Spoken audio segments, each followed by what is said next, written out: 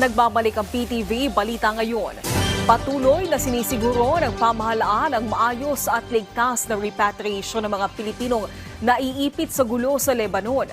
Sa Palace briefing kanina, sinabi ni DMW Undersecretary Bernard Olalia na may karagdagang shelters na inihanda ang gobyerno sa Beirut para sa mga nais pang lumikas. Kinokonsidera na rin aniya ng pamahalaan ang iba pang ruta sakaling lumala ang sitwasyon doon. Matatandaang nagpakawala ng missile ang Israel laban sa grupong Hezbollah sa Lebanon.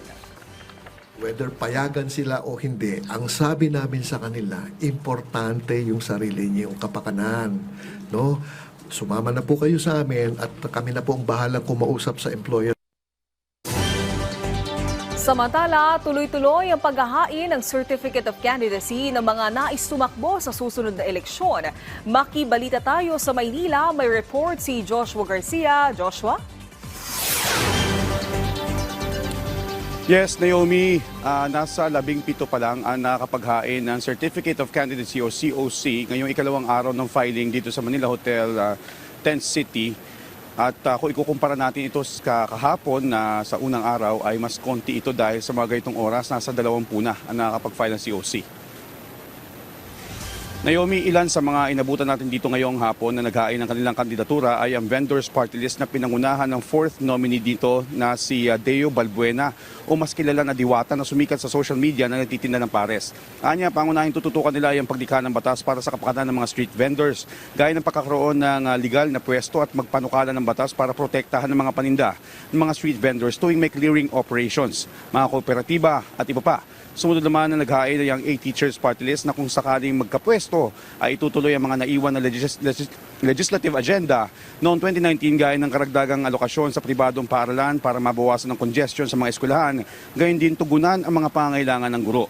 Ilan sa mga kilalang personalidad, Naomi, na naghain ng kanilang kandidatura kaninang umaga ay sina re-electionist Amy Marcos, Tito Soto, Ping Lacson at dating Senador Antonio Trillanes IV na pinangunahan ng Magdalo Party List sa paghahain ng COC.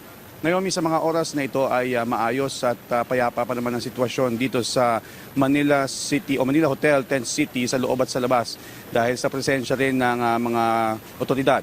At patuloy tayo nakaantabay kung sino-sino pa ang maghahain ng kanilang kandidatura ngayong araw. Naomi? Maraming salamat, Joshua Garcia. Samantala, alamin natin ang iba pang balita kay Jay Laga ng PTV Davao.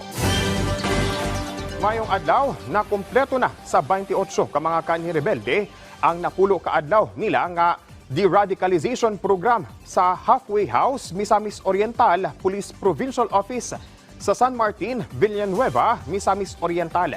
Sa pagpanguna sa Provincial Social Welfare and Development Office sa Misamis Oriental kauban ang Armed Forces of the Philippines, Philippine National Police ug uban pa mga ahensya sa gobyerno. Tingwa sa mong comprehensive peace-building training nga ma-rehabilitate ug ma-reintegrate ang mga former rebel isip kaabag sa pagduso sa kalinaw sa komunidad.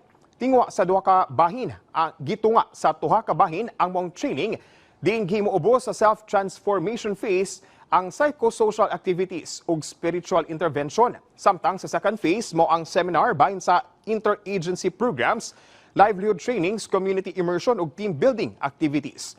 Atul sa closing program, nakadawat og tig 20,000 pesos nga financial assistance ang matag partisipante isip dugang suporta sa ilang reintegration process.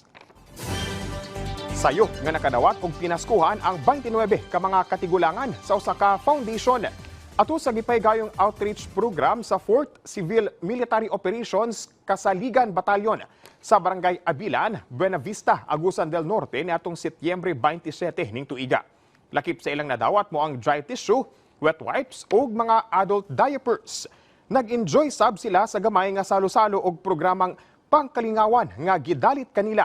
Ang mga programa alayon sa pagsaulog sa 4th Civil Military Operations Kasaligan Batalyon sa ilang ika-15 katuig nga anibersaryo. Tumong sa mga programa nga mapabati sa mga katigulangan ang gugma ug pag-amuma.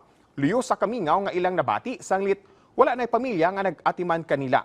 Nagpadayagsab og dakong pasalamat ang foundation nga benepisyaryo sa programa tungod nahatagan og pagtagad ang mga katigulangan nga ilang ginaatiman. Buog mo kadto ang mga nagunang balita din sa PTV Davao. Ako si Jay Lagang. Mayong adlaw. Daghang salamat, Jay Laga.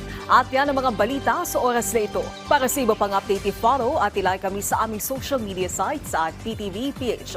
Ako po si Naomi Tiburcio para sa Pambansang TV sa Bagong Pilipinas.